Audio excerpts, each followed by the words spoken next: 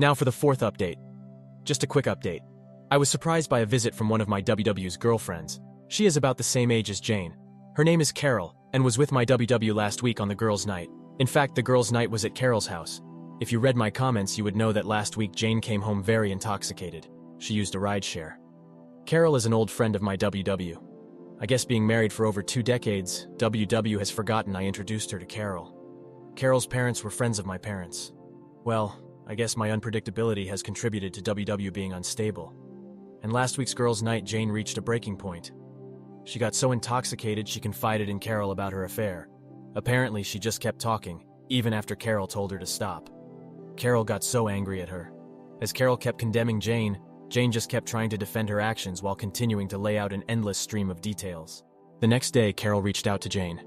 Jane apparently did not remember anything from the night before. Carol summarized Jane's confession. Well, Jane completely denied that she is having an affair, that she did not say those things, and that Carol is mistaken. Carol told Jane she is full of shit and has a week to come clean or she will tell me herself. And since Jane continues to deny that she said anything, I got my visit with Carol. So over coffee, I got the abbreviated accounting of Jane's confession. Carol was expecting me to be devastated. I surprised her when I told her I already knew.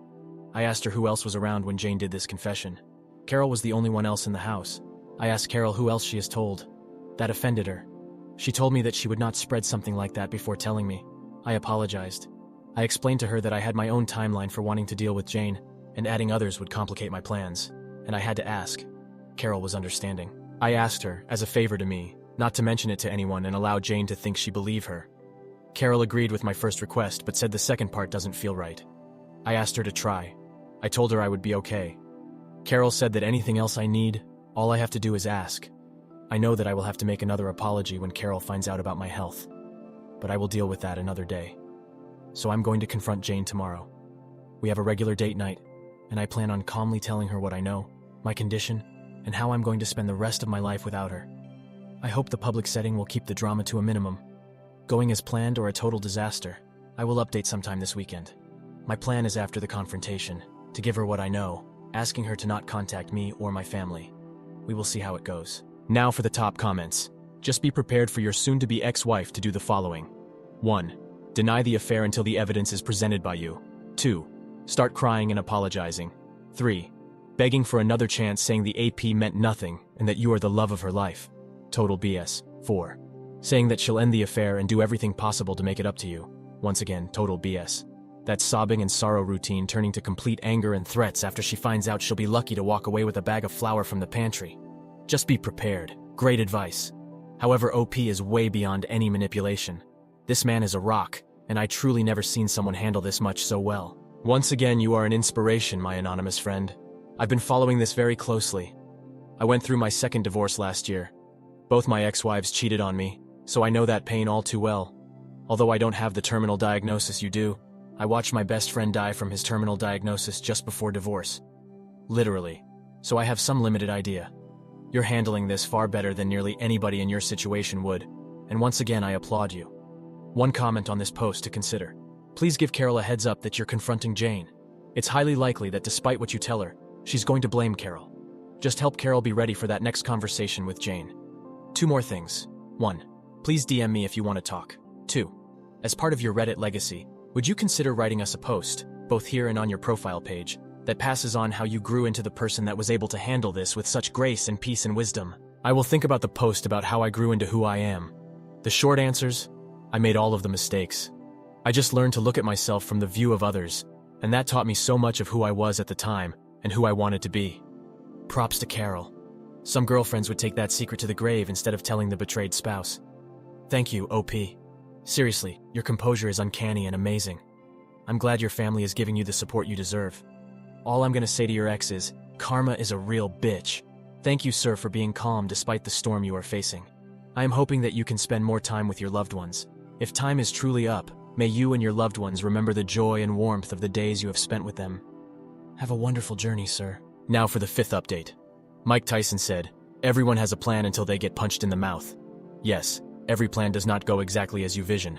Mine is not exempt from this reality. I will take a moment to set the table of my plan for you. Jane and I have a weekly date night and we generally use the same restaurant.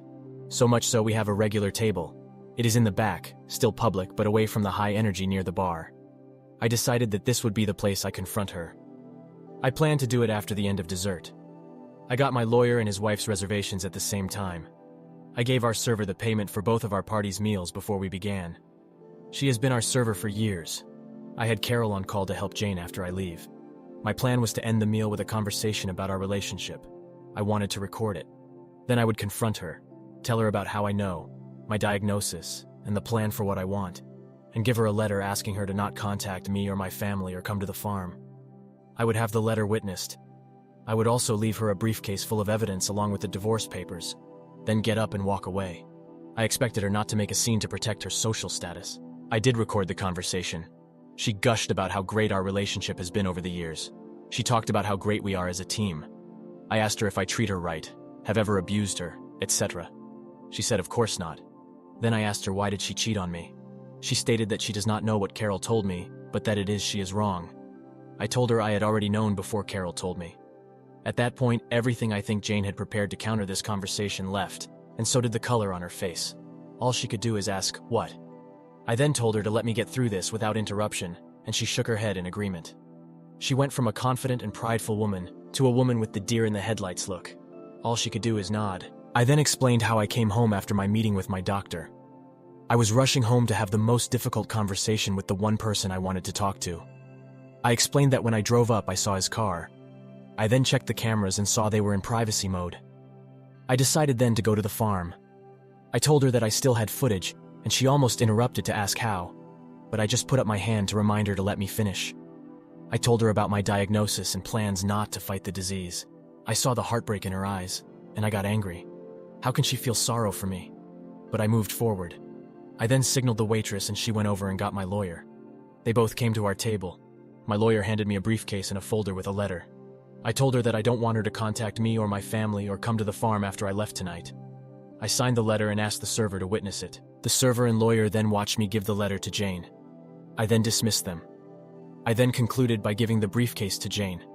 I told her I know much more than she expects. I was totally destroyed. That there are divorce papers in there already signed by me, and she can sign them and start the divorce proceedings. I told her I don't expect to survive a contested divorce. That as long as I am alive, she can stay at the home in town. I will be at the farm. I will not see her after tonight. I don't want to hear any excuses. I have called Carol to help her home.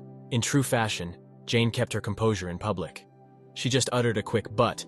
I just reminded her I am leaving and I am done. I went to the server and gave her a generous tip, found the owner, and apologized for not giving him a heads up. As I am leaving, I see my son at the door with Carol.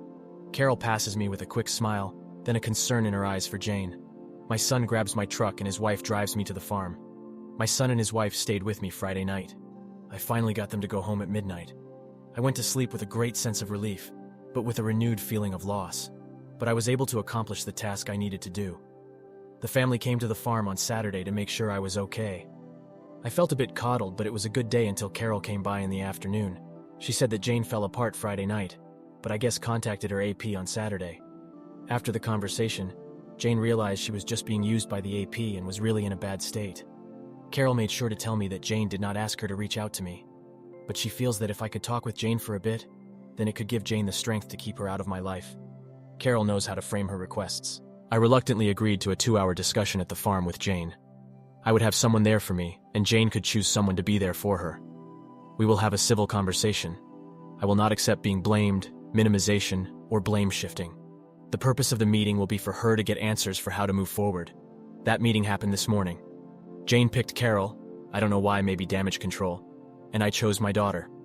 I wanted it to be as comfortable for Jane just so we don't have to repeat this again. I entered the meeting with a steadfast direction and goal of having Jane out of my life. The meeting was as expected. Jane cried, apologized, and tried to minimize the affair. I was not having any of it. I laid out that she will have a place to live until my death. Then the house decision will be on the trustees. I explained that she will not see anything from my estate or from the trust. But she has her 6-figure pension and her trust, so she will be just fine. I have to rant about something, she said. Why won't you fight for me or us? I almost broke loose my temper at her, but I just responded with, I just don't care about you or us anymore. That kind of destroyed her. Here I am going to express my anger. This is the mind of a selfish cheater. All they think about is themselves. That even after destroying someone, they expect to have enough value in that person's eyes to fight for. F that. I was not worth fighting for against her desires, or greed. F her. Sorry for the rant. Jane gets the answers she asked for, but in hindsight did not want them. I don't want another meeting. I feel continuing the meetings just distracts me from what I want to do. Carol and Jane leave, but Carol comes back a couple of hours later. She and I have a quick talk.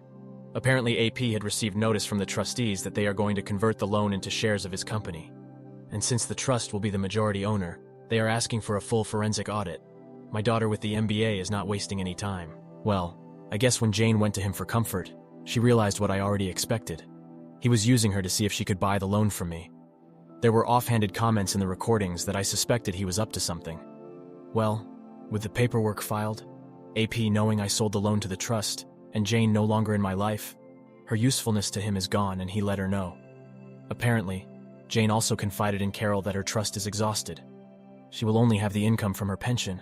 She saw life with AP to be more glamorous than with me. She truly thinks his net worth is more than mine.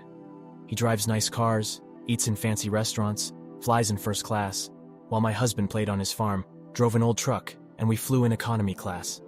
That she was planning on divorcing me when he expressed his undying love and desire to marry her. It disgusts me that she is this greedy and shallow. I won't see it, but I expect my family will tell her how much I was worth after my death. I'm so glad that her true colors were shown now so I could deal with her and spare my family from her. Then Carol did something that was totally unexpected and threw me off guard. She told me that since I am no longer encumbered if I need companionship to give her a call. I challenged her and asked why with my diagnosis, why would you or any woman want to spend time with me?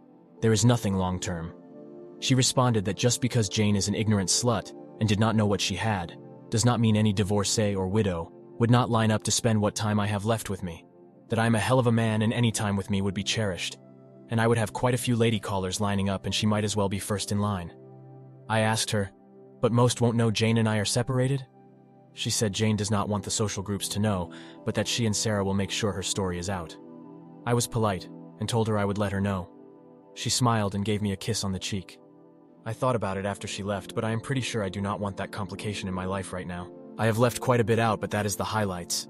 I am doing okay. It has been a roller coaster. I need a few days of peace and quiet. The social groups will know soon. Both the breakup of my marriage and also my diagnosis. I will now have an endless stream of people wishing me well. I knew I could not delay it forever, but I don't want to be treated differently. However, life is what it is. Time to start dinner and relax this evening. Again, thank you all for all of your support. I will try to go back and respond to all of your messages. They mean so much to me. Now for the top comments. I was waiting for thin update all day. I'm so invested that I feel such a relief when you confronted Jane. My blood boiled when she asked why you won't fight for her in the relationship. Psycho, after everything she did. I'm glad that the AP played her and that everyone in the family knows. FYI, your daughter is the MVP for doing what she's doing, ALOL. I also love that she wasted her trust. Nice. What a dummy. Lol, and Carol is a mess. I mean, she's not wrong, you sound like one hell of a guy, but damn Carol, give OP a day at least. Also, I love that she will let the social group know. I don't know if you will continue to update, I hope you do. But if you don't, I hope that the rest of your days are filled with peace and the love of your family. Thanks for the support. I have to admit, Carol took me by surprise. She said she wanted to be first in line. I guess she believes that fortune favors the bold. I am sure there will be more drama that I need to vent and gain support for. Thanks. It sucks even worse after seeing that she only saw you as a $sign when after reading all your posts. We can all see that you bring so much to the table. I hope you take Carol up on her offer and experience true companionship in the rest of these days. You deserve some peace of mind. The show is ending with Jane, and I'm happy to see she's gotten everything she deserved. Still hoping the tide changes for your health.